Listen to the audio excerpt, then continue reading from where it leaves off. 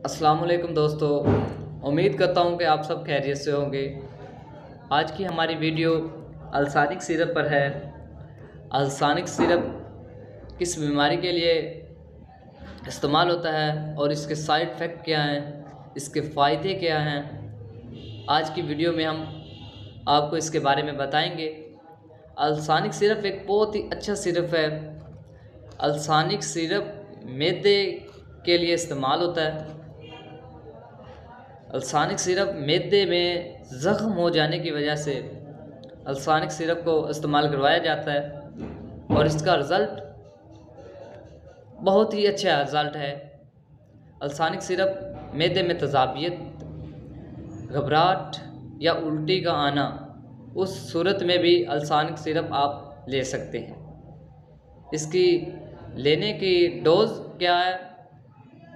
2 चम्मच सुबह खाने से पहले, नाश्ते से पहले आपने 2 चम्मच लेनी है और इसको ज़्यादा इस्तेमाल नहीं करना।